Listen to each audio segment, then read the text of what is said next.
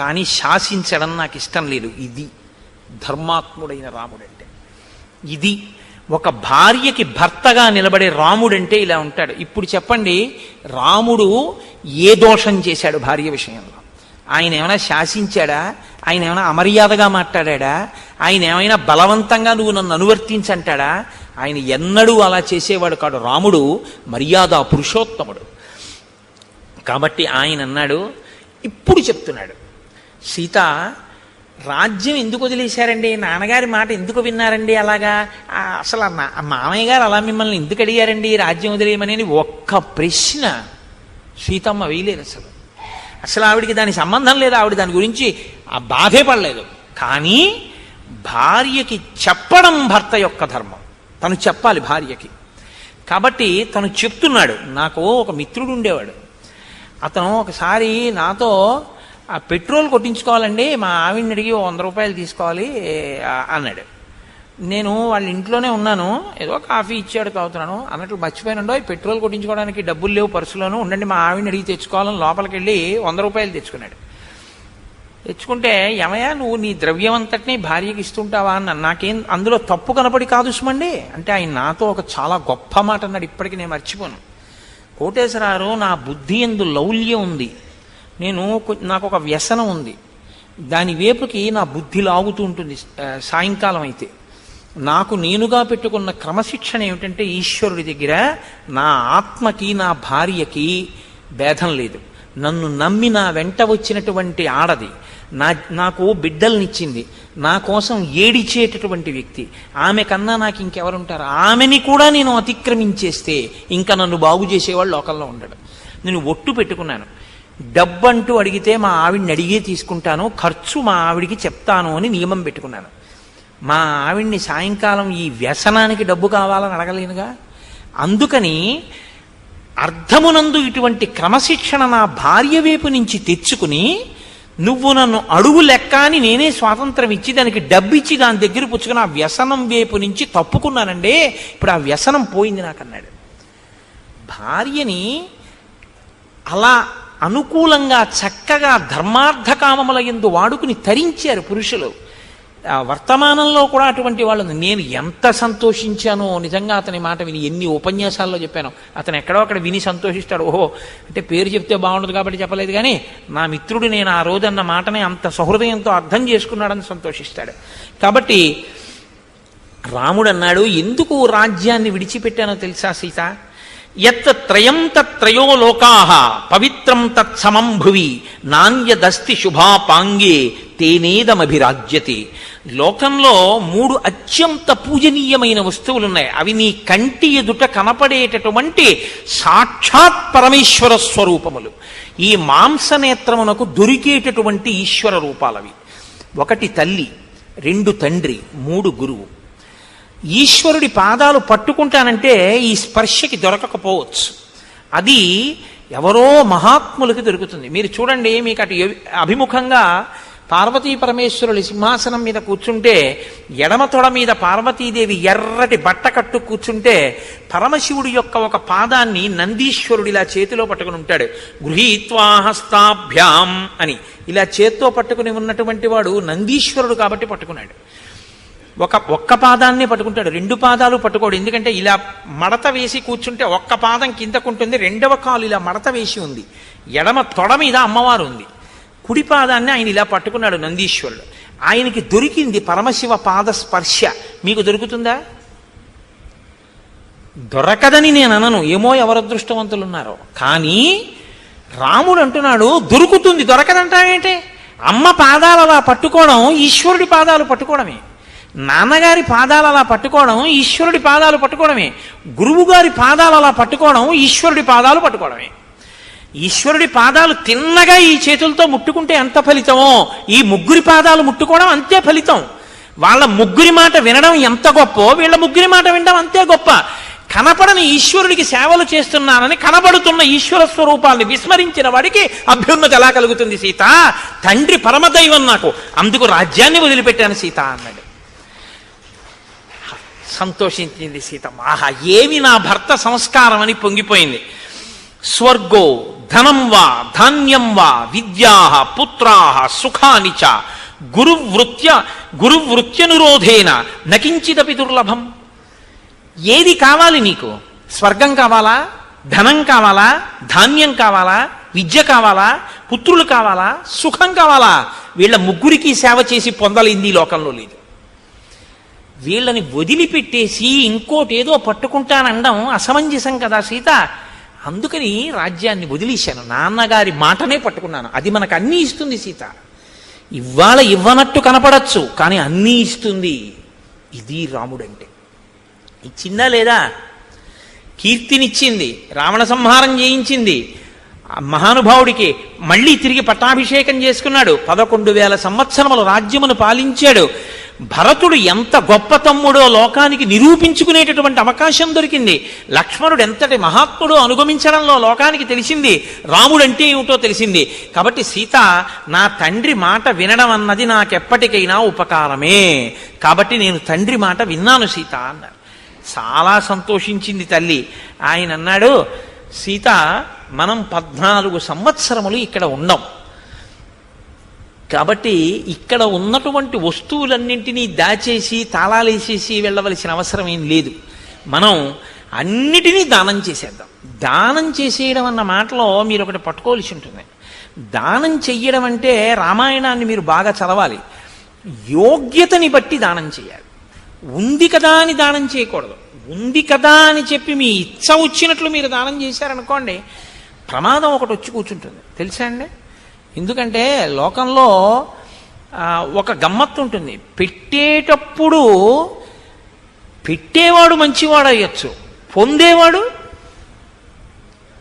ఓ గజ దొంగకి మీరు కంటి ఆపరేషన్ చేయించారనుకోండి, ఇంకో 10 ఇళ్ళు దోచుకుంటాడు.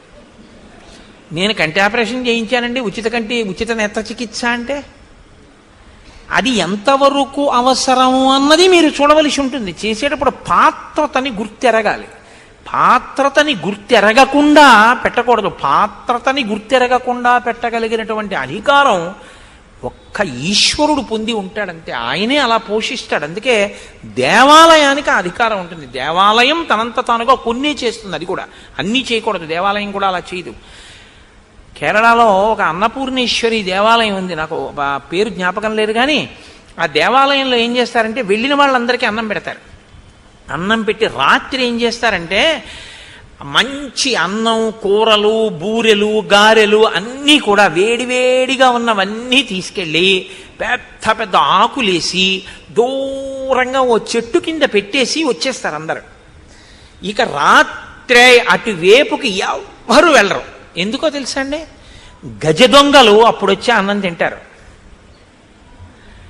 వాళ్ళు మరి అందరిలోకి వస్తే పట్టుకుంటారని వాళ్ళు తినరేమో, వాళ్ళు కూడా అమ్మవారి బిడ్డలే. అందులో అన్నపూర్ణి వాళ్ళకు కూడా అన్నం పెట్టాలి తప్ప యోగ్యుడైన కొడుకు అన్నం పెడతానంటుందండి అమ్మ. వీడు బాగా చదువుకున్నాడు, అన్నం పెట్టాను, నీకు 10 మార్కులు రాలేదు, నీకు అన్నం పెట్టాను అంటుందా అమ్మ? దారి తప్పినా దారిలో ఉన్న అన్నం పెట్టడం అమ్మ లక్షణం. అందులో అన్నపూర్ణి దేవాలయంలో అలా పెడతారు. అది ధర్మం అంటే.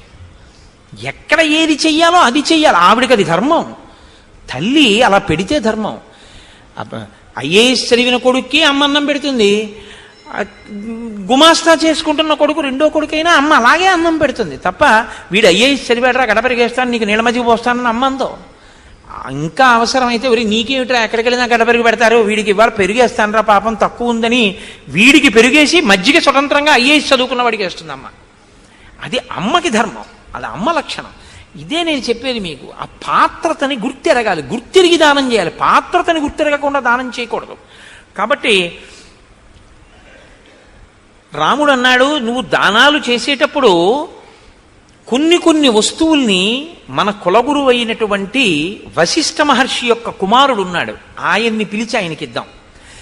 కొన్నింటిని కౌసల్యా మందిరంలో వృద్ధులైనటువంటి బ్రాహ్మణులు ఉన్నారు, అమ్మకి రోజు పూజలు చేయించి ఆశీర్వచనం చేయించేవాళ్ళు, వాళ్ళకిద్దాం. కొన్ని బ్రహ్మచారులుగా ఉండి గాయత్రి అనుష్ఠించుకునే వాళ్ళు ఉన్నారు, వాళ్ళకిద్దాం. కొన్ని నీకు చెందిన వస్తువులు ఇంటి నౌకర్లకిద్దాం. కొన్ని నా రథాన్ని నడిపేటటువంటి సారథి ఉన్నాడు, అతనికిద్దాం. ఎందుకో తెలుసా అండి? ఒక కారు వెడుతున్నప్పుడు డ్రైవరే గొప్ప యజమాని కన్నా. ఎందుకో తెలుసా అండి, డ్రైవర్ ఏమాత్రం నిర్లక్ష్యంగా ఉన్నా ఇద్దరి పట్ల మౌనం పాటించవలసి ఉంటుంది కదా. ఇప్పుడు యజమాని ప్రాణాలు ఎవరి దగ్గర ఉన్నాయంటే డ్రైవర్ చేతిలో ఉన్నాయి. ఈయన చాలా కాలం ఏమీ ఇబ్బంది లేకుండా సంతోషంగా ఉన్నాడు, వేళకి వెళ్ళవలసిన చోటికి వెళ్ళగలిగాడు, వెళ్ళిన చోటు నుంచి రాగలిగాడు, ఇన్ని చెయ్యగలిగాడంటే సారథి చాలా చాలా ప్రధాన పాత్ర. కాబట్టి నన్ను నమ్ముకుని ఇన్నాళ్ళు సారథ్యం చేసిన వాడికి మనం ఉపకారం చేద్దాం అన్నాడు. పాత్రతలని ఎలా లెక్క పెడతాడో చూడండి రాముడు. తప్ప అన్ని బ్రాహ్మణుల కండం, అన్ని ఋషిపుత్రుల కండం, అన్ని బ్రహ్మచారుల కండం, అన్ని మా అమ్మింటి కండం, అన్ని నౌకర్ల కండం, అన్ని డ్రైవర్ల కండం. ఎవరికి ఏవి ఇవ్వాలో అలా నిర్ణయం చేస్తాడు. కాబట్టి సీతా సిద్ధం చేసే గబగబా వెళ్ళిపోదాం, దానాలు చేసేసేద్దాం. సరేనంది తల్లి సిద్ధం చేస్తోంది. ఆయన ఇద్దరు రమ్మన్నాడు కదూ, ఇద్దరు లోపల నుంచి బయటకు వస్తున్నారు. అంతే, ఎవడో ఒక ఆయన అమాంతం కాళ్ళు రెండు గట్టిగా పట్టుకున్నట్టు అనిపించింది అడుగు ముందీయకుండా. ఎవరు రాని ఆగి చూశాడు. సభ్రాతుశ్చరణో గాఢం నిపీఠ్య రఘునందన సీతామువాచ అతియశాం రాఘవంచ మహావ్రతం. లక్ష్మణమూర్తి అక్కడ నించున్నాడు, ఇంకా మనం వెళ్ళిపోవడమేనని. సీతమ్మతో ఎంత వాదించాడో విన్నాడు, బయటికి వినపడుతున్నాయి. అమ్మ నాయనోయ్, భార్యను తీసుకెళ్ళడానికే ఇంత వాదించిన వాడు నన్ను తీసుకెళ్తాడా? ఇంకా వేరు స్థితి పెట్టుకోలేదు. అన్నయ్య అన్నయ్య నేనన్నయ్య అనలేదు, కింద పడి గట్టిగా పట్టేసుకున్నాడు. ఇంకా అంటే శరణాగతి, ఇంకా దానికి ఇంకా దానికి ఈశ్వరుడి దగ్గర ఇంకా రెండో మాట ఉండదు, వెంటనే ఇచ్చేయాలంతే. గట్టిగా పట్టేసుకున్నాడు. ఇలా తలెత్తి అన్నయ్య వంకే చూస్తే అంటాడేమోనని వదిన వంక చూస్తూ మాట్లాడుతున్నాడు. వదిన, ఇప్పుడు నువ్వు ఎంత సంతోషంగా ఉన్నావో వెడుతున్నప్పుడు అంత సంతోషం నాకు కూడా ఉంటుంది వదిన. అన్నయ్యతో వస్తే, నీతో వస్తే వదిన నువ్వు చెప్పి ఎలాగైనా నేను కూడా వచ్చేటట్టు చెయ్యాలి వదిన అని అన్నయ్య వంక చూసినా వదిన వంక చూసినా ఒకటే. అందుకని అన్నయ్యకి వదినకి అభేదం. కాబట్టి అన్నయ్య వంక చూడ్డం ముందు అసలు ఆ మాట ఒకటి నోట్లోంచి పెగలాలంటే, అయ్యి బాబోయ్ ఈయన వంక చూస్తే ఈ మాట మాత్రం నోరు పెగులుతుందా, ఆవిడ వంక చూస్తాను ఈయన కాళ్ళు అట్టుకుంటాను. నేను గట్టిగా ఈయన కాళ్ళు అట్టుకుని ఆవిడ వంక చూసి మాట్లాడుతున్నట్ట. ఏమని? నదేవలోకాక్రమణం నామరత్వమహం మృణే ఐశ్వరం వ్యాపి లోకానాం కామయేన త్వయా వినా యదిగంతుం కృతా బుద్ధి వనం మృగగజాయుతం అహం త్వాను గమిష్యామి వనమగ్రే ధనుర్ధరః. నాయన రామచంద్ర ప్రభో, నిన్ను విడిచిపెట్టి నేను ఉండలేను. అరణ్యంలో ఎన్నో మృగాలుంటాయి, తిరుగుతూ ఉంటాయి. నువ్వు మా వదినమ్మ కలిసి అరణ్యంలో తిరుగుతుంటే నేను ధనస్సు పట్టుకుని వాటినన్నింటినీ నిగ్రహిస్తాను. నీ వెనకాతలే బయలుదేరుతాను. నేను గుణపం బుట్ట తెచ్చుకుంటాను. ఆ దుంపలు కందమూలాలు అన్ని ఏరి పట్టుకొస్తాను తవ్వి. అన్నయ్య మీ ఇద్దరు హాయిగా పర్వత శిఖరాల మీద కూర్చుని సంతోషంగా అన్ని చూస్తూ అవి తింటూ ఉందిరు గాని. అన్నయ్య ఎప్పుడు చెయ్యవలసిన పనులన్నీ నేను చేసి పెడతాను అన్నయ్య. అన్నయ్య నన్ను రావద్దని మాత్రం అనద్దన్నయ్య. నీకు సేవ చేయకుండా ఉండలేనన్నయ్య. నన్ను వద్దన్నావా అని బతకలేనన్నయ్య. నువ్వు లేకుండా స్వర్గం కూడా నాకు అక్కర్లేదన్నయ్య. దేవలోకం వెళ్ళమన్నా నేను వెళ్ళనన్నయ్య. నీతో ఉన్నదే నాకు దేవలోకం అన్నయ్య. నిన్ను విడిచి ఉండలేనన్నయ్య. నన్ను నమ్మన్నయ్య, నా మాట నమ్మన్నయ్య. వద్దు అని మాత్రం అనకన్నయ్య. నేను వచ్చేస్తున్నానన్నయ్య. గుణపం బుట్ట సిద్ధం చేసుకున్నాను అన్నయ్య అంటున్నాడు. అటు చూసి ఇటు కాళ్ళట్టుకు మాట్లాడుతున్నాడు. నవ్వుతున్నాడు రామచంద్రమూర్తి. ఏమి పిచ్చి ప్రేమరా, అంత తొందరగా రమ్మంటాడా? ఆయన పరీక్ష పెట్టాడు మళ్ళీ. ఆయన అన్నాడు,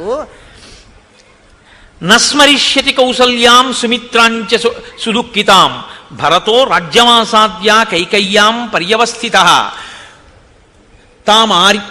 తామార్యాం స్వయమేవేహ రాజానుగ్రహణేన వా సౌమిత్రే భర కౌసల్యాం ఉక్తమర్థమిమంచర. నాయన, నేను వెళ్ళిపోతున్నాను, కౌసల్య బెంగ పెట్టుకుంటుంది నా కోసం.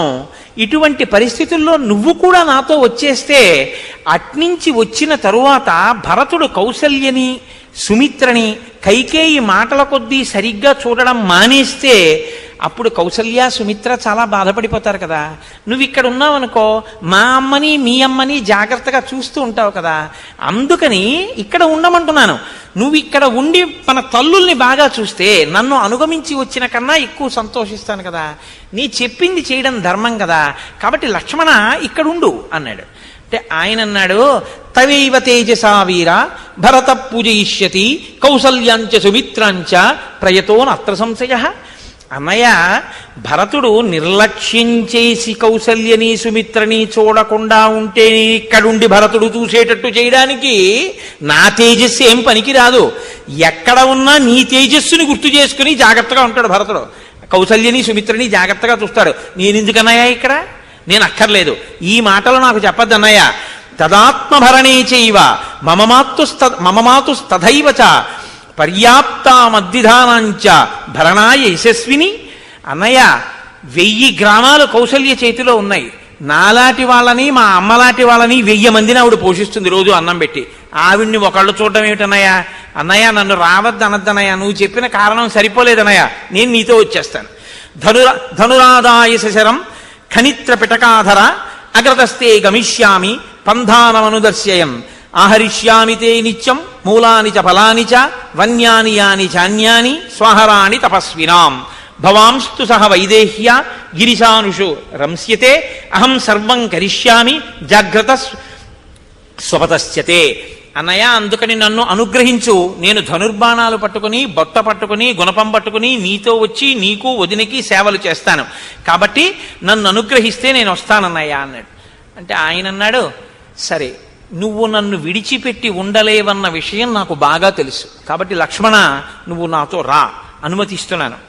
అయితే ఇక్కడ రాముడు ఏ ధర్మాన్ని పాటించి అలా ఒప్పుకున్నాడు అని మీకు అనుమానం రావచ్చు. ఊర్మిళని విడిచిపెట్టి లక్ష్మణుడు రాముడితో వెళ్ళొచ్చా? అలా శాస్త్రం అంగీకరిస్తుందా? మరి ఏ శాస్త్ర ప్రమాణాన్ని బట్టి లక్ష్మణుడిని తనతో రమ్మంటున్నాడు భార్యని విడిచిపెట్టి? ధర్మం చూస్తాడుగా రాముడు. అంటే శాస్త్రంలో ఉన్న మర్యాద ఎక్కడుందంటే, జ్యేష్ఠుడైనటువంటి వాణ్ణి అనువర్తించి జ్యేష్ఠునికి చేసేటటువంటి సేవలన్నీ తపస్సు కిందకొచ్చి ఆయన ఉన్నతమైనటువంటి మార్గాన్ని పొందడానికి అది మార్గం అవుతుంది అని, అది అటువంటి వ్యవస్థని చేకూరుస్తుంది అని మనకి శాస్త్రాలు చెప్తున్నాయి. కాబట్టి లక్ష్మణుడు రాముణ్ణి అనుగమించి వస్తాను అంటే అంగీకరించడం రాముడి పట్ల దోషం కాదు, అది ధర్మ వ్యతిరేకం కాదు. అందుకని రాముడు లక్ష్మణుడిని రమ్మన్నాడు.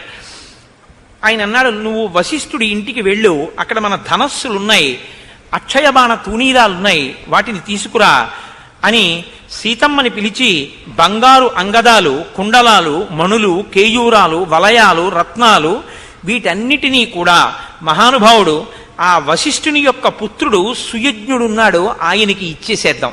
అలాగే నీకు సంబంధించినటువంటి రత్నాలు, వడ్డాణం, సూత్రం, అంగదాలు ఇవన్నీ కూడా సుయజ్ఞుని యొక్క భార్యకి ఇచ్చేసేద్దాం. ఆ సుయజ్ఞుడు వచ్చాడు, ప్రదక్షిణం చేసి నమస్కారం చేసి ఈ ఆభరణాలన్నింటినీ కూడా ఆయనకి ఇచ్చేశాడు. చిత్రరథుడు అనేటటువంటి సారథిని పిలిచి ఆయనకి అనేకమైన బహుమానాలు ఇచ్చాడు. కౌసల్య పురోహితుడికి అనేకమైనటువంటి బహుమానాలు ఇచ్చాడు. అలాగే బాహుపురులు, రత్నాలంకృతమైనటువంటి పర్యంకం, ఒక శత్రుంజయం అనబడేటటువంటి గజం తన మేనమామ ఇచ్చినటువంటిది, 1000 ఏనుగులు, వీటన్నింటినీ కూడా సుయజ్ఞుడికి ఇచ్చేశాడు. త్రిజటుడనేటటువంటి ఒక వృద్ధ బ్రాహ్మణుడు వచ్చి, రామా, నీవు బయలుదేరుతున్నావు, దానాలు చేస్తున్నావు, నేను దరిద్రం అనుభవిస్తున్నాను, నువ్వు నాకు కూడా దానం చెయ్యి అంటే ఆయన్ని చూసి ఓ నవ్వు నవ్వి, ఇంత బక్క బ్రాహ్మణుడు ఎంత తాపత్రయంగా వచ్చాడో అని, నాయనా నీ చేతి కర్ర విసురు, గోవులలో అది ఎంత దూరం వెళ్ళి పడుతుందో అన్ని గోవులు నీకు ఇచ్చేస్తానన్నాడు. ఆయన బలమంతా కూడా తీసుకుని గిరగిరగిరగిర తిప్పి కర్ర విసిరాడు. పక పక పక పక అన్నవి ఎంత దూరం కర్ర వెళ్ళి పడిందో అన్ని గోవులు ఇచ్చాడు. నిన్ను కష్టపెట్టానని, కర్ర విసరమన్నానని మరోలా అనుకోకు. నీ ఆర్తి చూసి నీకు ఎన్ని కావాలనుకున్నావో ఎన్ని ఇస్తే నీ అంత నువ్వు ఇవి నేను కోరుకున్నవే అని తృప్తి పడతావో అన్ని నీ చేతనే అడిగిద్దామని కర్ర విసరమన్నాను తప్ప ఇంకోలా అనుకోకు. నాకు బ్రాహ్మణులంటే పరమభక్తి, ఆ గోవులన్నీ నీ ఆశ్రమానికి తీసుకెళ్ళిపోమన్నాడు. వాటన్నింటినీ ఇచ్చాడు. ఇచ్చిన తరువాత అక్కడ నుంచి బయలుదేరి అందరూ కలిసి రథం ఎక్కకుండా సీతారామ లక్ష్మణులు కాలి మార్గాన నడుస్తూ రాచవీధులలో దశరథుని యొక్క మందిరానికి బయలుదేరారు. ఆ నగరంలో ఉండేటటువంటి పౌరులందరూ మేడలెక్కి, మిద్దెలెక్కి, రహదారుల మీద నిలబడి చెప్పుకుంటున్నారు, ఏమి ధర్మాత్ముడు రామచంద్రమూర్తి, మహానుభావుడు తన ధర్మం కోసమని, తండ్రిని సత్యవాక్యమునందు నిలబెట్టడం కోసమని రాజ్యాన్ని విడిచిపెట్టి వెళ్ళిపోతూ తాపసిగా వెళ్ళమని కైకమ్మ కోరింది కాబట్టి ఇప్పుడే రథాన్ని పరిత్యజించి కాలినడకన వెడుతున్నాడు. కనీసంలో కనీసం సూర్యచంద్రులు చూడడానికి కూడా అవకాశం లేనటువంటి తల్లి వైదేహి రామచంద్రమూర్తిని అనుగమించి వెడుతోంది. లక్ష్మణమూర్తి ఎంత పుణ్యాత్ముడు, ఆ అన్నగారికి సేవ చేయడానికి ఆ అన్న వెంట నడిచి వెడుతున్నాడు. ఈ సీతారాముల్ని లక్ష్మణుణ్ణి అడవికి పంపిస్తున్నటువంటి రాజు దశరథుడు మనిషి కాడు. ఎంతగా ఆడదాని మాటకి లొంగిపోయాడు. కన్న కొడుకు సుగుణాభిరాముణ్ణి అడవిలికి పంపుకుంటున్నాడా ఆడదాని మాటకి వశుడై అని వాళ్ళు అన్నారు. వాళ్ళదైన కోణంలో వాళ్ళు ఆలోచించారు. అది రామాయణం అంటే. ఎంత చిత్రమైన మాట అనుకున్నారో తెలుసా అండి వాళ్ళందరూ. వాళ్ళు అన్నారు, ఎందుకు అడిగింది కైకమ్మ? ఏమడిగింది? ఈ రాజ్యం కావాలంది. ఇంకేమడిగింది? మన్ని పరిపాలిస్తానంది. ఆవిడికి ఏం మిగల్చచ్చో మన చేతిలో ఉంది. ఆవిడ మన్ని పరిపాలించడం ఏంటి? మనకేం కోరికుంది? రాముడి చేత పరిపాలింపబడాలనుంది. ఆవిడేమంటోంది? నేను పరిపాలిస్తాను, రాముడు అడవికి వెళ్ళిపోవాలంటోంది. అంటే మనకి కావలసిన రాజును అడవికి పంపిస్తుందట, మనకు అక్కర్లేని రాజుని పెట్టి తను పరిపాలిస్తుందట. ఆవిడెవరు మన్ని పరిపాలించడానికి? మనం ఎవరి చేత పరిపాలింపబడతాం అనుకుంటున్నామో ఆయన దగ్గరికి మనం వెళ్ళిపోదాం. అప్పుడు ఈవిడేం పరిపాలిస్తుంది? రాముడు అడవికి వెడతాడు, మనం అడవికి వెళ్ళిపోదాం. మనందరం అడవికి వెళ్ళిపోదాం. అడవికి వెళ్ళిపోయి ఈ ఇళ్ళన్నీ ఇలా వదిలేద్దాం. వదిలేస్తే ఏమవుతుంది? ఎలకల కన్నాలు పెట్టేస్తాయి శుభ్రంగా. ఎంత గొప్ప మాటలు ఆలోచించారో తెలుసా అండి వాళ్ళు. సముద్ధృత విధానాన్ని పరిధ్యస్తాజిరాణి చ ఉపాప్త ధనధాన్యాని హృత సారాణి సర్వశ రజసాభ్యవకీర్ణాని పరిత్యక్తాని దైవతై మూషకై పరిధావద్భి ఉద్బిలైరవృతాని చ అపేతోదక ధూమాని హీన సమ్మార్జనాని చ ప్రణష్ట బలికర్మేజ్య మంత్రహోమ జపాని చ దుష్కలేనేవ భగ్నాని భిన్న భాజ నవంతి చ. మనం ఈ ఇళ్లన్నీ విడిచిపెట్టి వెళ్ళిపోతే దేవతల్ని ఆరాధించడానికి ఎవరు ఉండరు. బూజులు పట్టేస్తాయి, దుమ్ము ధూళి కొట్టుకుపోతాయి. దొంగలు వచ్చి ఇక్కడ ఉన్న ఉత్తమమైనటువంటి విలువైన వస్తువులన్నీ ఎత్తుకుపోతారు. ఎలకలు ఇళ్ల నిండా కన్నాలు పెట్టేస్తాయి. కన్నాలు పెట్టేసి ఈ ఇళ్లన్నీ పాడుపడిపోతాయి. ఈ వీధులు తుడిచేవాళ్ళు ఉండరు, హోమం చేసేవాళ్ళు ఉండరు, బ్రాహ్మణులు ఉండరు, అగ్నికార్యాలు ఉండవు, నైవేద్యాలు ఉండవు. కాబట్టి దేవతలందరూ ఇళ్ళు ఖాళీ చేసి వెళ్ళిపోతారు. నిర్మానుష్యం అయిపోతుంది, దొంగలతో నిండిపోతుంది. మనమందరం అడవికి వెళ్ళిపోతాం. మనం రాముడితో ఉంటాం. అడవిలో ఉన్న పులులు, సింహాలు, పావులు, ఏనుగులు ఇవన్నీ అయ్య బాబోయ్ ఇక్కడికి ఇంతమంది మనుషులు వచ్చేసారని అయోధ్యలోకి వచ్చేస్తాయి. అవన్నీ అయోధ్యలోకి వచ్చి పులులు, సింహాలు, పావులు, కుక్కలు, నక్కలు ఇక్కడ ఉంటాయి. ఇళ్ళన్నీ పాడుపడిపోతాయి. మనందరం అక్కడికి వెళ్ళి ఇళ్ళు కట్టుకుంటాం. రాముడితో అడవిలో ఉంటాం. అడవి అయోధ్య అయిపోతుంది, అయోధ్య అడవి అయిపోతుంది. అప్పుడు కైకిని ఇది పరిపాలించుకోమని. ఇది కదా అడిగింది. ఆవిడ అలా అడిగితే మనకి ఇలా చేయడం మనకి రాదా? వనం అయోధ్య చేద్దాం, అయోధ్య వనం చేసేద్దాం. ఇప్పుడు మనం ఇలా చేద్దాం, కైకికి బుద్ధి వస్తుంది. అంటే వాళ్ళకి రాముడి మీద ఎంత ప్రీతో చూడండి. ఇవి మాట్లాడుకుంటున్నారట రాముడు వెళ్ళిపోతుంటే వాళ్ళు. అంటే అంతమంది యొక్క అభిమానాన్ని ఆయన చూరగొన్నాడండి మహానుభావుడు. వనం నగరమే వాస్తు ఏనగచ్చతి రాఘవ అస్మాభిశ్చ పరిత్యక్తం పురం సంపద్యతాం. మనం రాముడితో పాటు ఊరు వదిలేస్తే ఊరు వనం అయిపోతుంది, వనం ఊరైపోతుంది. మనకి చేతకాదేమిటి? ఆవిడ కోరికలు కోరితే ఆవిడితో వెర్రివాళ్ళలా మనం ఏం పరిపాలింపబడతామా? మనం రాముడితో వెళ్ళిపోదాం అన్నారు. అన్న తర్వాత రాముడు అన్నీ వింటున్నాడు. కానీ అది ఖండించి ఇప్పుడు దాన్ని ఒక పెద్ద ఉపద్రవం చేయడం ఆయనకి ఇష్టం లేదు. ఇది వారికి నా యందు అభిమానం. పొంగిపోడు కుంగిపోడు.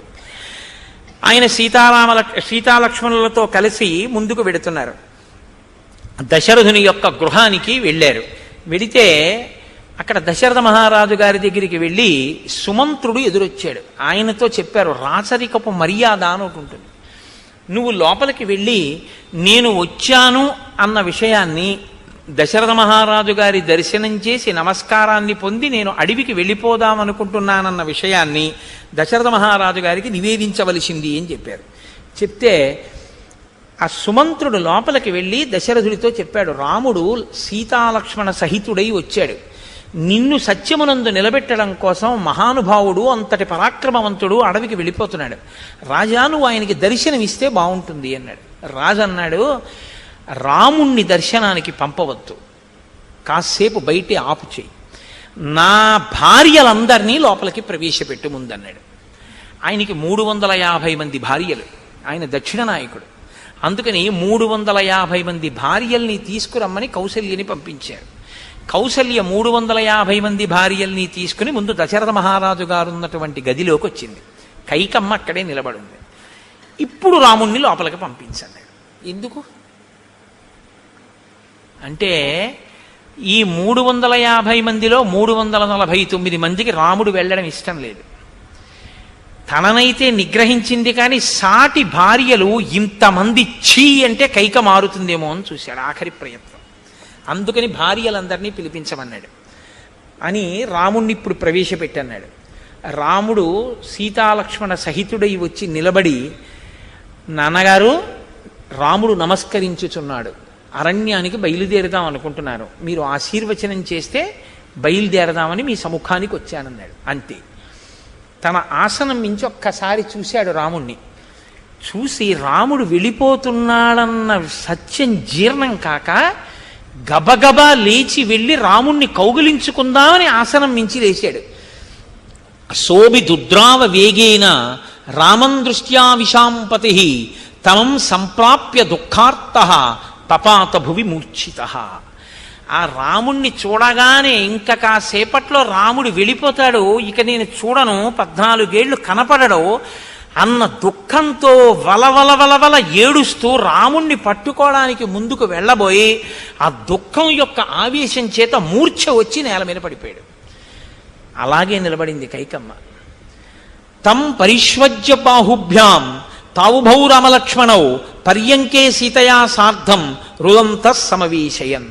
సీతారామలక్ష్మణులు గబగబా ఆయనని తమ బాహువులతో పట్టుకుని ఎత్తి తీసుకొచ్చి ఆ పర్యంకం మీద కూర్చోపెట్టారు.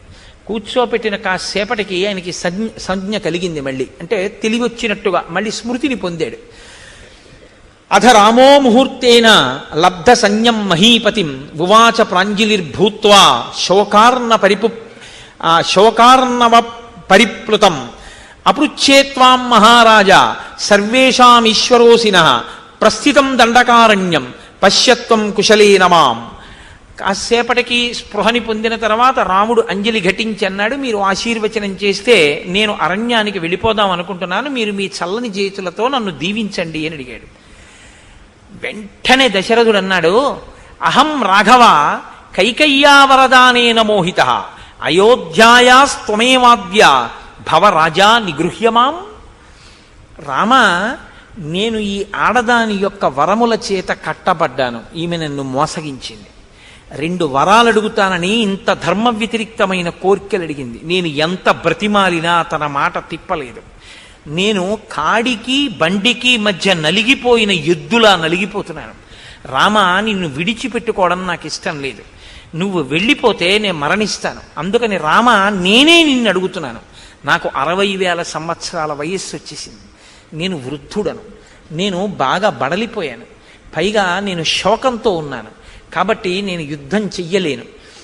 నా మాట నిలబడాలి అంటే నువ్వు అడవికి వెళ్ళాలి, నువ్వు దయచేసి అడవికి వెళ్ళవద్దు. మా నాన్నెవడో నన్ను అడవికి వెళ్ళమనడానికి, భరతుడికి రాజ్యం ఇవ్వడానికి, పెద్దవాణ్ణి, అధికారం నాది, మా నాన్నెవడు ఇవ్వడానికని నువ్వు నన్ను ఓడించు, నేను ఓడిపోతాను, పెద్దవాణ్ణి, నీతో యుద్ధం చేయలేను.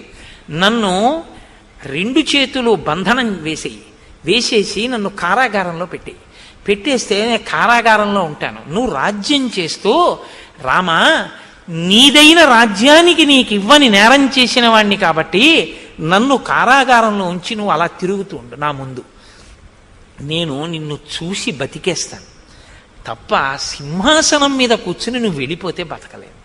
కాబట్టి భవరాజా, నువ్వు రాజైపో, నిగృహ్యమాం, నన్ను నిగ్రహించు, నన్ను ఖైదు చేసేరామా అన్నాడు.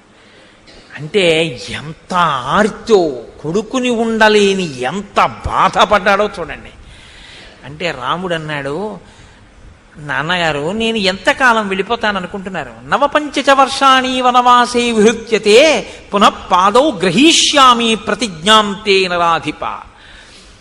నేను 14 ఏళ్ళు నాన్నగారు నిద్రలో గడిచిపోయినట్టు గడిచిపోతుంది. మీరు కొన్ని వేల సంవత్సరములు పరిపాలించాలి, మీరు ఇలాగే సింహాసనం మీద కూర్చోవాలి. నాన్నగారు మిమ్మల్ని ఖైదు చేసి నేను రాజ్యం పుచ్చుకోనా?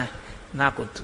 నాకు పుత్రధర్మం కావాలి, మిమ్మల్ని సత్యమునందు నిలబెట్టానన్న కీర్తి నాకు కావాలి. రాముళ్లాంటి కొడుకు నాకున్నాడు, నన్ను సత్యంలో నిలబెట్టడానికి తాను అడవికి వెళ్ళాడని మీరు తృప్తి చెందాలి. అంతేకాని మిమ్మల్ని నిగ్రహించి నేను రాజ్యం పుచ్చుకోనా, నాకొద్దు నాన్నగారు అన్నాడు. ఇలా మాట్లాడుతుంటే కైకకి భయం వేసింది. ఆవిడ గబగబా దశరథుడి పక్కకు వచ్చి వంగి ఆయన చెవిలో అంది, రుదన్నార్థ ప్రియం పుత్రియం సత్యపాసేన సంయత కైకయ్యా చోద్యమానస్తు మిథో రాజా తమబ్రవీత్. అతను వచ్చింది అడవికి వెళ్ళడానికి, నువ్వు ప్రసంగం సాగతీకు, వెళ్ళు అని మంగళాశాసనం చేయించాలు, తొందరగా వెడతాడు. ఎందుకు అంతసేపు మాట్లాడుతున్నావు, వెడదామని వచ్చాడు, వెళ్ళమని చెప్పు చాలు. ఆశ్చర్యపోయాడు. ఆశ్చర్యపోయి, నాయనా నువ్వు ఎలాగో బయలుదేరడానికి సిద్ధమయ్యావు, ఇక నా మాట వినవు, నువ్వు ధర్మమునందంత పూనిక ఉన్నవాడివి, అందుకు కదా నేను ఏడుస్తున్నాను. నువ్వు ధర్మాన్ని నమ్మకుండా నన్ను కారాగారంలో పెడితే నేను సంతోషించేవాడిని, నువ్వు ధర్మాన్ని నమ్మావు కాబట్టి నేను ఏడుస్తున్నాను.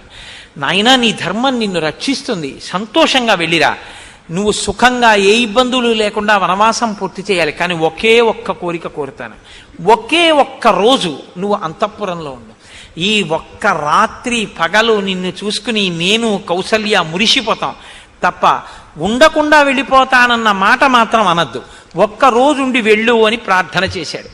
అడిగితే రాముడు అన్నాడు, నాన్నగారు నేను ఉండడం, ఒక్కరోజు ఉండడం వల్ల ప్రయోజనం ఏమీ సిద్ధించదు, పైగా నేను కైకమ్మకి మాట ఇచ్చాను, చాలా తొందరగా నేను వనవాసానికి వెళ్ళిపోతానన్నాను, అందుకని నేను వనవాసానికి బయలుదేరుతాను అంటే, ఆ సుమంత్రుడు అని దశరథ మహారాజు గారి యొక్క మంత్రి, ఆయన ఎక్కడ లేని ఆగ్రహం వచ్చింది. ఆయన రెండు చేతులు ఇలా ఇలా ఇలా ఇలా నలిపేసేసి క్రోధంతో కళ్ళు ఎర్రబడిపోయి ఆయన అన్నాడు, ఏమిటనుకుంటున్నావో, మావమాంస్తా దశరథం భర్తారం వరదంపతిం భర్తురిచ్చాహి నారీణాం పుత్రయ కోట్యా విశిష్యతే.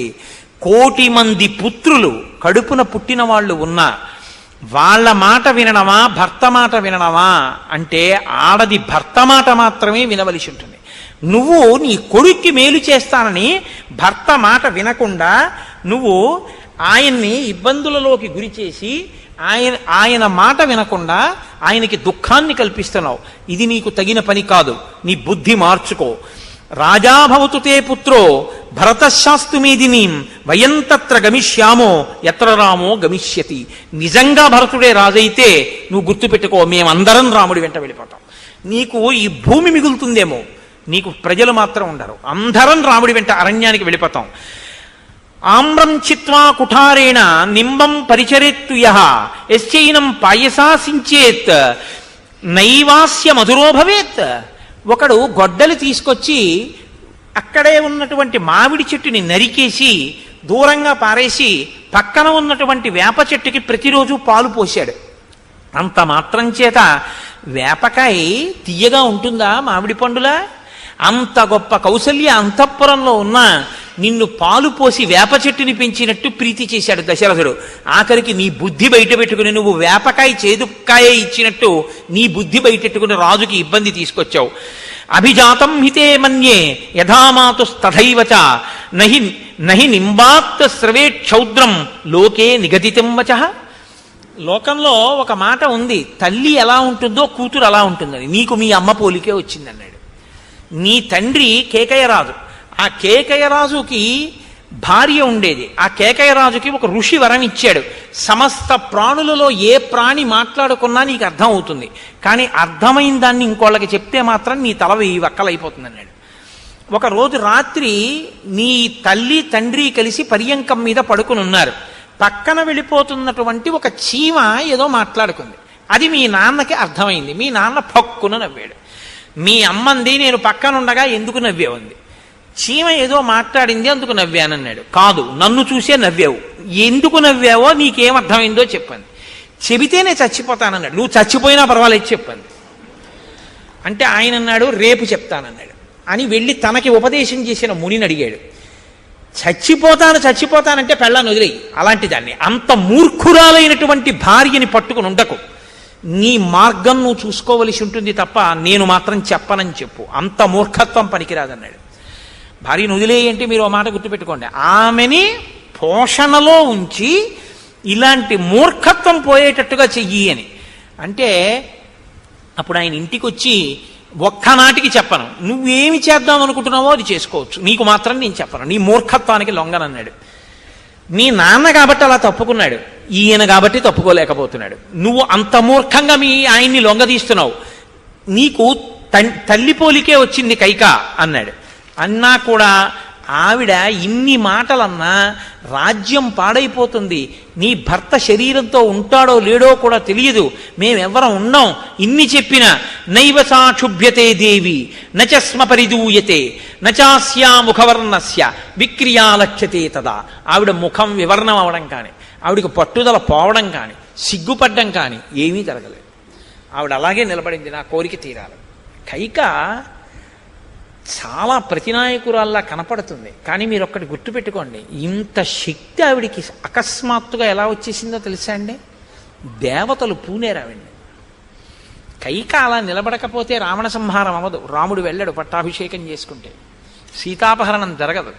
కాబట్టి పట్టాభిషేకం ఆగితే తప్ప అడవికి వెళ్ళాడు. కాబట్టి ఆగాలంటే కైకమ్మతో ఈ మాటలు మాట్లాడించాలి. ఏమంటే మరి కైకమ్మతోనే ఎందుకు మాట్లాడించాలి? కౌసల్య సుమిత్రతో ఎవరితోనా మాట్లాడించకూడదా?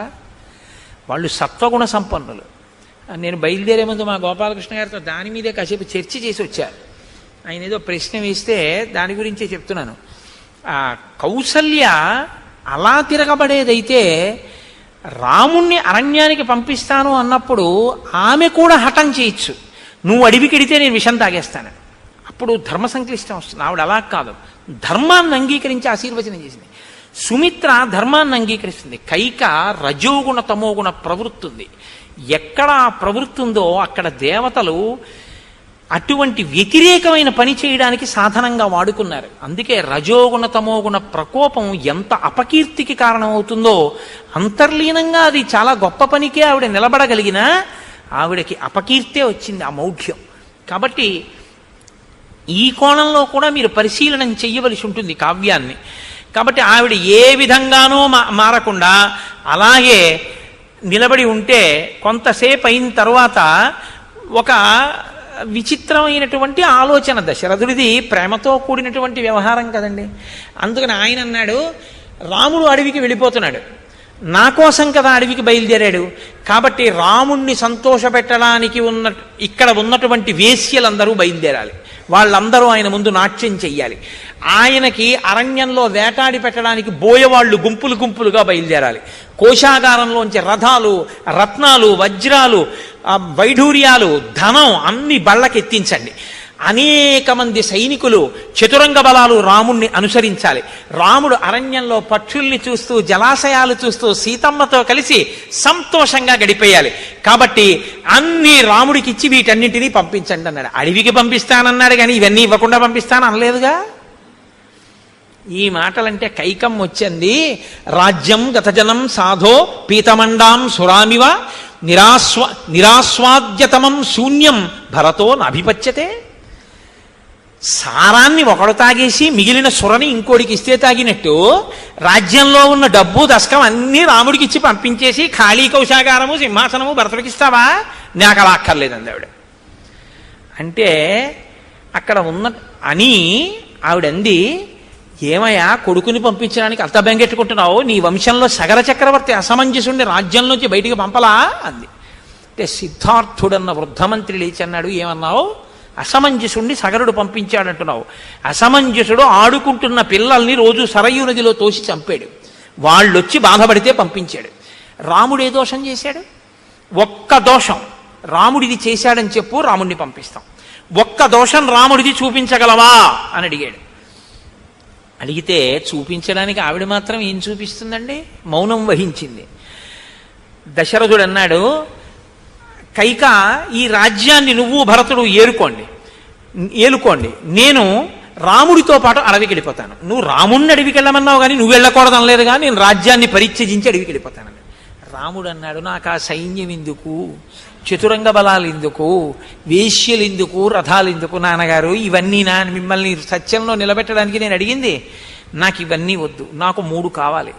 ఒక గుణపం, ఒక బుట్ట, నారచీరలు ఇవి ఇవ్వండి చాలు, ఇవి కట్టుకుని నేను వెళ్ళిపోతానన్నాడు. అంటే వెంటనే కైకమ్మ సిద్ధంగా ఉంచింది. ఏదో ఆ బ్రాహ్మణ సమారాధన జరుగుతుంటే పంచెల చాపులు సిద్ధంగా పెట్టినట్టు పెట్టింది. గబగబా లోపలికెళ్ళి 2 పంచెల చాపులు ఓ చీర పట్టుకొచ్చింది.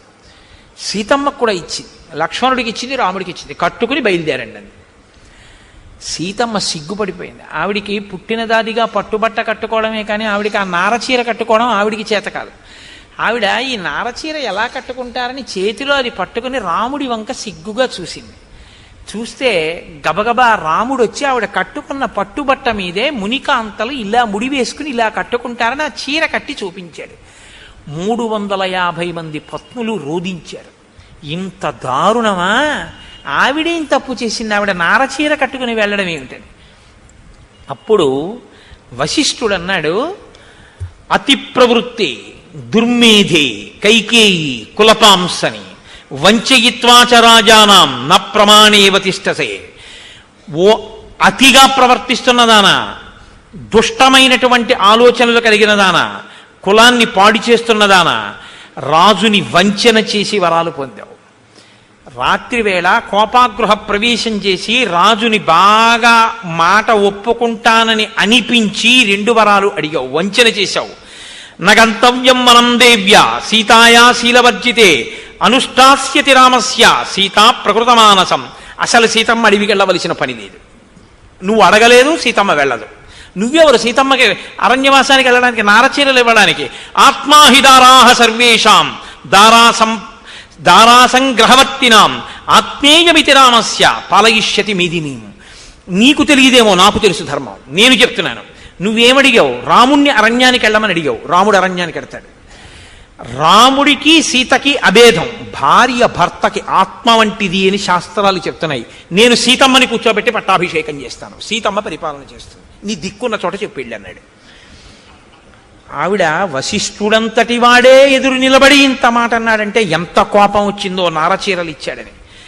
అని భరతశ్చ శశిదృఘ్న చీరమాసావనేచర వనే వసంతం కాకుత్సం అనువచ్చతి పూర్వజం. నేను జరగబోయేది చెప్తున్నాను, కైకా జాగ్రత్తగా విను.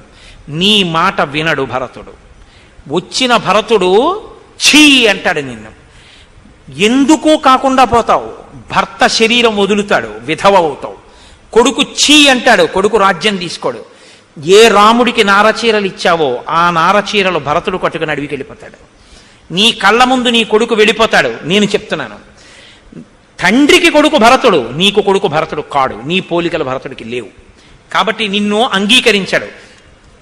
ఆయనే కాదు, మేమందరం కూడా అడవికి వెళ్ళిపోతాం, ఎవ్వరూ ఉండరు. నిర్జనమైన అయోధ్యానగరంలో నువ్వు ఒక్కతివే మిగిలిపోతావు, నువ్వు అడిగిన కోరికకి. ఆనాడు నీ ఆర్తి తీర్చడానికి నీ భర్త శరీరంతో ఉండడు. జరగబోయేది చెప్తున్నాను. యద్యపిత్తం క్షితితలాత్ గగనం చోత్పతిష్యసి పితృవంశ చరిత్రజ్ఞ సోన్యధాన కరిష్యతి. ఈ భూమి మించి ఆకాశం వరకు నువ్వు పైకి ఎగిరినా సరే, నేను నీకు నిజం చెప్తున్నాను, ఇక్ష్వాకు వంశ చరిత్ర బాగా తెలిసిన ధర్మజ్ఞుడైన భరతుడు ఒక్కనాటికి రాజ్యం తీసుకోడుగాక తీసుకోడు, పట్టం కట్టుకోడు. నువ్వు అడిగిన వరాలు ఎందుకు పనికిరావు, నీ ప్రయోజనం నెరవేరదు, అనవసరంగా పాడైపోతున్నావు. నేను చెప్తున్నాను, నా మాట విను. విని ఇప్పటికైనా రాముడికి రాజ్యం ఇచ్చేసి. ద్రక్షస్య దైవ కైకేయి పశు వ్యాళ మృగ ద్విజాన్ గచ్చ తస్సహ రామేణ పాదపాంశ్చ తదున్ముఖాన్. రాముడు అంటే ఎటువంటి వాడో తెలియాలి అంటే నీకు నేను ఒక విషయం చెప్తున్నాను. బాగా తెలుసుకోవడానికి నీకు నేను ఈ ఆధారం ఇస్తున్నాను. నిజంగా రాముడే అడవికి వెళ్ళిపోతే, రాముడు అడవికి వెడుతున్నప్పుడు మనుష్యులు కాదు, రాముడితో పాటు ఏనుగులు, జంతువులు, మృగాలు కూడా రాముడితో వెళ్ళిపోతాయి. నడిచి వెళ్ళలేవు కాబట్టి రాముడు వెడుతున్న వైపుకి తిరిగి చూస్తాయి. రాముడంటే అంతటి ధర్మాత్ముడు. ఆయన జోలికి వెళ్ళి కంట నీరు తెచ్చుకుంటావు, శోకం తెచ్చుకుంటావు, నువ్వు ఉన్నతిని పొందలేవు. నా మాట విను, సీతకు నారచీరలు ఇవ్వవద్దు. వశిష్ఠుడు త్రికాలవేది, బ్రహ్మర్షి, ఆయన చెప్పినప్పుడైనా వినాలి కైక. అంటే వినకపోవడం అనేటటువంటి మొండితనం, మాట వినకపోవడం ఎంత ప్రమాదం తీసుకొస్తుందో రామాయణంలో 2 పాత్రలు ఉన్నాయి. ఒకటి కైక, 2 రావణుడు. కైకకి ఇక్కడ ఎంతమంది చెప్పారో రావణుడికి అంతమంది చెప్తారు, నా మాట విను సీతమ్మని ఇచ్చేయని. ఇక్కడ కైకకి అంతమంది చెప్తారు, నా మాట విను రాజ్యం ఇచ్చేయని. ఇక్కడ ఈవిడ విందో అక్కడ ఆయన వినడం. మాట విననితనం ఎంత ప్రమాదమో రామాయణం నిరూపిస్తుంది.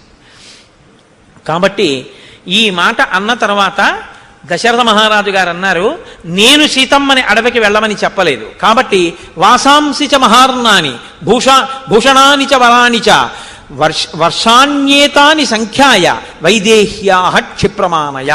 14 సంవత్సరములు అరణ్యంలో ఉండడానికి ఎన్ని పట్టు పుట్టములు నగలు కావాలో అన్నింటిని కావిళ్ళకెత్తి రథంలో పెట్టి సీతమ్మ వెనకాతల పంపించండి అన్నాడు. అప్పుడు కౌసల్య సీతమ్మతోటి పతిని అనువర్తించేటటువంటి పతివ్రత భర్త మనసుని ఇబ్బంది పెట్టకుండా, గాయపడకుండా ఎలా మాట్లాడాలో, ఎలా ప్రవర్తించాలో, కష్టంలో ఉన్నాడు కదా అని పుండు కిలికినట్టు ఎలా మాట్లాడకూడదో, ఎంతగా శాంతి స్థానమై సుఖస్థానమై భర్తని సంతోషపెట్టాలో ఆమెతో చెప్తే సీతమ్మ తల్లంది, అమ్మా నాకు బాగా తెలుసు, నువ్వు చెప్పకూడదని కాదు, కానీ తల్లి నేను పూర్తిగా తెలుసున్నదాన్ని. నా తంత్రీ వాద్యతే వీణ నా చక్రో వర్తతే రదా నా పతి సుఖమేధేత యాస్యాదపి శతాత్మజ. అమ్మా, లోకంలో వీణ మోగింది అంటారు, కానీ వీణ మోగదు. గోటి దెబ్బలకు పెనగి వీణ తీగలు మోగుతాయి. వీణ తీగలు దెబ్బతిని మోగితే వీణ మోగింది అంటారు. భర్త కష్టపడతాడు, భార్యకి కీర్తి వస్తుంది. నా చక్రో వర్తతే రథ. ఒక రహదారి మీద రథం వెడుతున్నప్పుడు రథచక్రాలు ఎత్తుపల్లాల్లో ముళ్లల్లో అన్నిటి మీద నడుస్తాయి. రథం నడుస్తోందంటారు, దెబ్బలన్నీ రథచక్రానికి తగులుతాయి. అలా భర్త కష్టపడతాడు, భార్య కీర్తిని పొందుతుంది. నాపతి సుఖమేదేత. తెల్లవారి నిద్రలేచి తల్లి మంచం మించి కిందకి దిగుతున్నప్పుడు తమ అరికాళ్ళు చాపి 2 చేతులు పెట్టి అమ్మని అరిచేతులలో నడిపించేటటువంటి అత్యంత ప్రీతిపాత్రులైనటువంటి 9 కొడుకుల వలన తల్లి పొందిన సుఖం కన్నా భర్త ఉండడం వల్ల ఒక భార్య పొందేటటువంటి సుఖాన్ని చెప్పడం ఎవరికీ చేత కాదు. అంత గొప్పవాడమ్మా భర్త అంటే నాకు తెలుసు. కాబట్టి నేను ఎప్పుడూ రాముడి మనసు కష్టపెట్టడం. మితం దదాతి హి పిత మితం మాతా మితం సుతః అమితస్య హి దాతారం భర్తారం కామపూజయేత్. అమ్మా, లోకంలో తండ్రి కొంతే ఇవ్వగలడు, తల్లి కొంతే ఇవ్వగలదు, కానీ భర్త ఇవ్వగలిగినటువంటిది ఎంత అన్నదాన్ని లెక్క కట్టగలిగిన వాడు లోకంలో లేడు. అందుకే భర్త అన్నవాడు అంత గొప్పవాడమ్మా. కాబట్టి నేను భర్తని ఎన్నడూ చిన్న చూపు చూడను తల్లి అంది.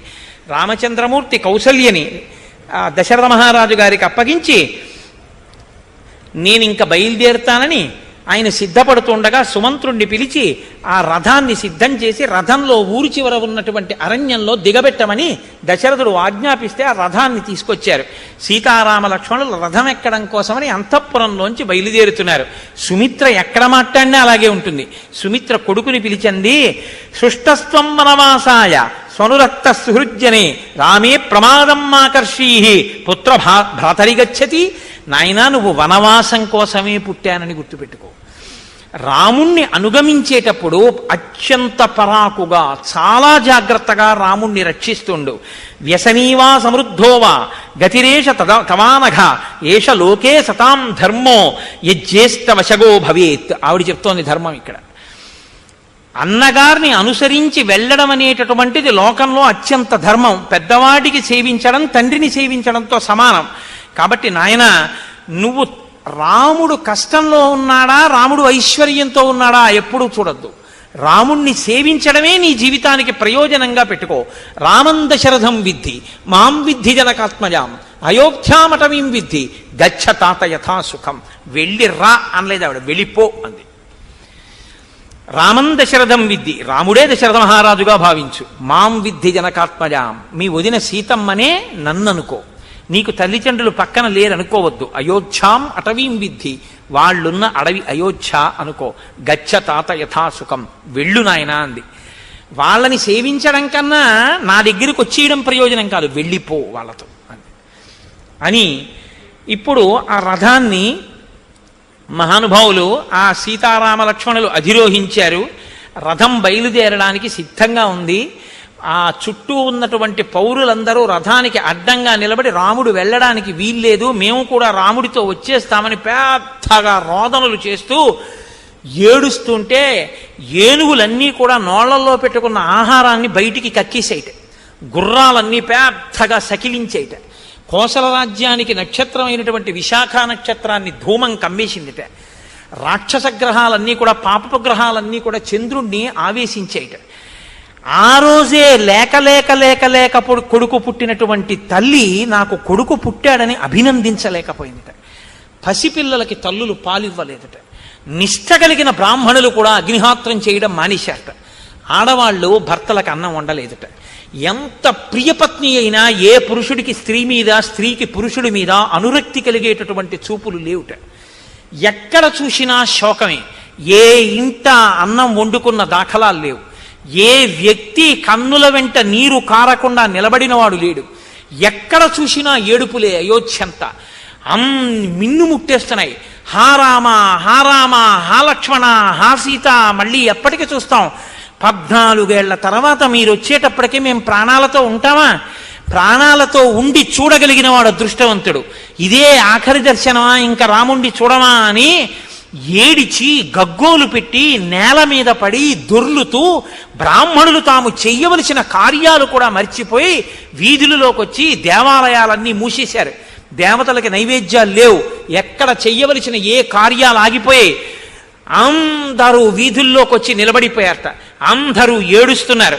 వెనక నుంచి దశరథ మహారాజు గారు ఒక రాజు రాకూడని రీతిలో జుత్తు విరగబడిపోయి 2 చేతులు పైకెత్తి కాలినడకన రాకూడని రీతిలో పక్కన కౌసల్యామాత ఇలా ఊగిపోతున్నటువంటి చెట్టుల నాట్యం చేస్తున్న నాట్యకత్తెల గుండెలు బాధేసుకుంటూ సీతా, రామ, లక్ష్మణ వెళ్ళిపోతున్నారా, నేను మళ్ళీ చూస్తానా మిమ్మల్ని అని ఏడుస్తూ పెద్ద పెద్ద అరుపులు అరుస్తూ దశరథుడితో కలిసి వస్తుంటే రామమాత, రామమాత అని అందరూ అరుస్తుంటే చూడలేక ఒక్కసారి ఇలా తల వెనక్కి తిప్పి గుర్రపు పిల్ల ఎలా చూస్తుందో అలా చూశాట రాముడు. ఆ కంటికి ఆ కనపడకుండా అడ్డు కడతారు కదా, చూడలేక ఇలా చూసేటప్పటికీ దశరథ మహారాజు శోకంతో అలా స్థాణువైపోయి సంజ్ఞ కోల్పోయి అలా రాముడి వంకే చూస్తూ మూర్ఛ చెంది ఏడుస్తూ ఆ నేల మీద ఒంటికి పరాగం అంటుకునేటట్టుగా కింద పడిపోయి దొర్లుతున్నాడు. అసలు కౌసల్య, నేను ఒక పట్టమహిషిని, నేను ఇలా వీధిలో పౌరులు చూస్తుండగా ఉండడమా అని లేకుండా గుండెలు బాదుకుంటూ నాట్యకత్తెలా గంతులేస్తూ ఏడుస్తూ అరుస్తుంటే రాముడు చూడలేకపోయాడు.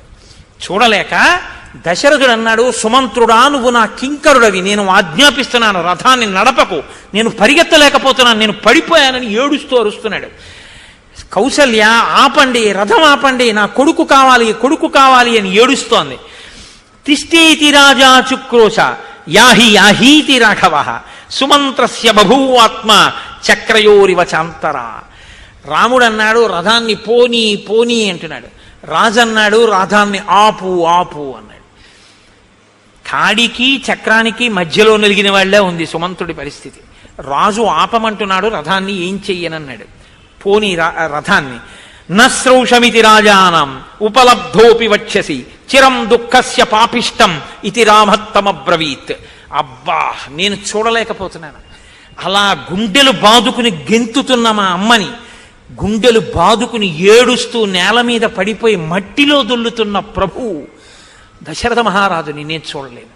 కాబట్టి రథాన్ని తోలేసేయి, నాకు ఇది సాధ్యం కావట్లేదు. రేపొద్దున్న ఇంటికి వెళ్ళిన తరువాత ఒకవేళ రాజు నువ్వెందుకు ఆపలేదని అడిగితే రథచక్రాల సవ్వడిలో నీ మాట నాకు వినపడలేదని చెప్పేసి. మరి అబద్ధం ఆడించడం తప్పు కాదా? తండ్రిని ధర్మంలో నిలబెట్టడం అన్న పెద్ద ధర్మం కోసం అటువంటి బాధలో ఉన్న వాళ్ళ నుంచి దూరంగా వెళ్ళిపోతే తప్ప వాళ్ళు ఉపశాంతి పొందరు. కనుక తాను వెళ్ళిపోవడం వినా మార్గం లేనప్పుడు రాముడు అలా చెయ్యడం తప్పు కాదు, అది ధర్మమే అన్నారు. ఎందుకంటే అయోధ్యకాండ అంతా ధర్మమే. కాబట్టి ఇప్పుడు ఆ రథం వెళ్ళిపోతుంటే ఆ ధూళి రేగినంతసేపు అలా నిలబడిపోయాడు. ఆ ధూళి కనపడడం కూడా మానేసింది, వెళ్ళిపోయింది రథం. ఇంకా ఆ బెంగ తట్టుకోలేక గుండెలు బాదుకుంటూ పసిపిల్లాళ్ళ నేల మీద పడిపోయి మట్టిలో దొల్లి మూర్ఛపోయాడు దశరథుడు. కైక వచ్చి కౌసల్య అటు ఇటు పట్టుకుని లేపబోయారు. తెలివొచ్చినటువంటి దశరథుడు, ఈ లోకంలో పైలోకాలలో కూడా నువ్వు నాకు భార్యగా ఉండగలిగినటువంటి స్థితి నుంచి నిన్ను వినిర్ముక్తం చేస్తున్నాను. ఇక నువ్వు నన్ను ముట్టుకోవడానికి వీల్లేదు, నువ్వు నాతో మాట్లాడడానికి వీల్లేదు. నీ వారికి నేను వారి వాడను కాను, నీ సేవకులకు నేను ప్రభువుని కాను.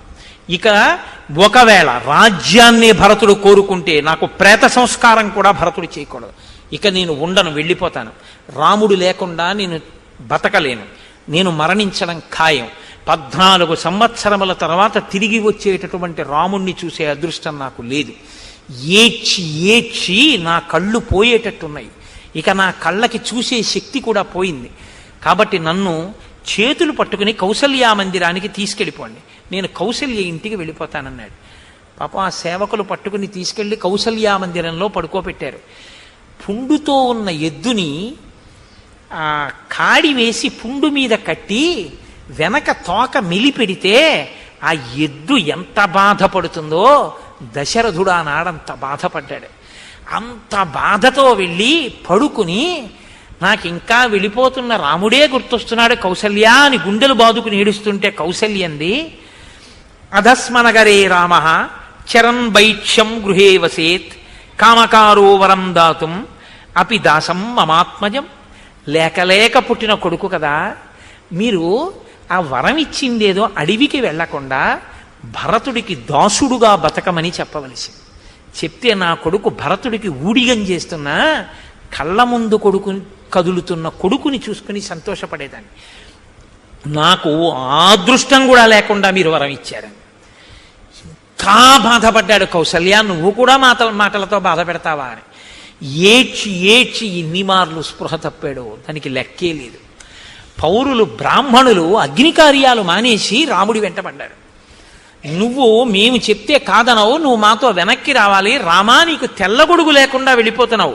మేము వాజపేయ యాగములు చేస్తే గౌరవ పురస్సరంగా మాకు తెల్లగొడుగులు ఇచ్చారు, ఇదిగో మేము తెల్లగొడుగులు పట్టుకుని వస్తున్నాను, నువ్వు ఈ గొడుగు కింద ఉండు అన్నారు.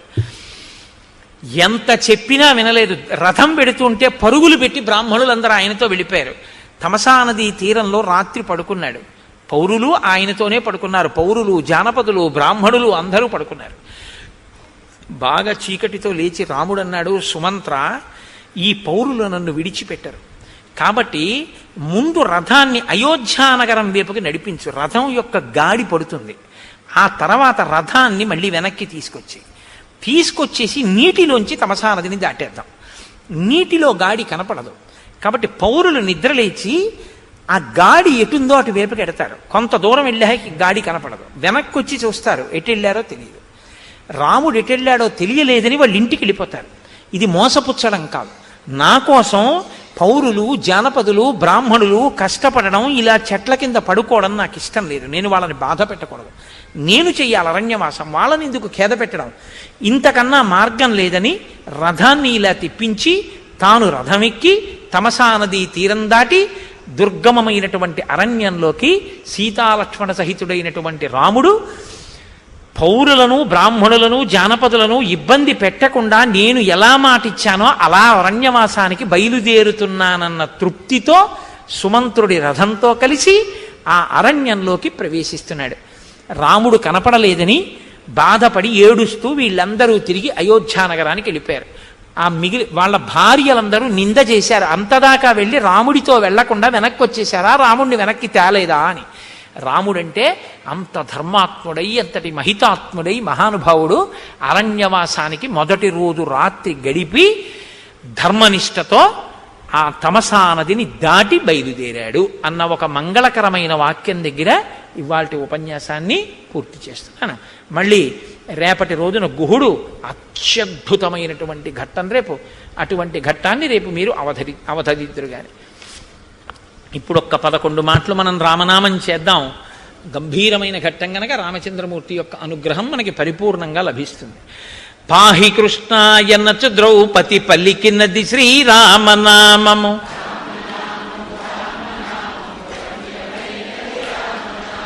ఇడా పింగళ మధ్యమందున ఇమిడి ఉన్నది రామనామము. రామనామము రామనామము రమ్యమైనది రామనామము. భగవదర్పిత కర్మ పరులకు పట్టుబడు శ్రీరామనామము. రామనామము రామనామము రమ్యమైనది రామనామము. భేషరాగల లోభమోహములను త్రించున్నది ఈ రామనామము. రామనామము రామనామము రమ్యమైనది రామనామము. ఆత్మ సంయమ యోగ సిద్ధికి ఆయుధము శ్రీరామనామము. రామనామము రామనామము రమ్యమైనది రామనామము. శాంతి సత్య అహింస సమ్మేళనమే ఈ శ్రీరామనామము. రామనామము రామనామము రమ్యమైనది రామనామము. వేదవాక్య ప్రమాణములచే అలరుచున్నది రామనామము. రామనామము రామనామము రమ్యమైనది రామనామము. జన్మ మృత్యు రహస్యమిరిగి జపించవలె శ్రీరామనామము. రామనామము రామనామము రమ్యమైనది రామనామము. విజ్ఞుడగు గురునాశ్రయించిన విశదమగు శ్రీరామనామము. రామనామము రామనామము రమ్యమైనది రామనామము. తుంటరీ కామాదులను మంటగలుపును శ్రీరామనామము. రామనామము రామనామము రమ్యమైనది రామనామము. ఘాత వ్రాసిన వ్రాత తుడి చెడి దైవమే శ్రీరామనామము. రామనామము రామనామము రమ్యమైనది రామనామము. మంగళంబగు భక్తితో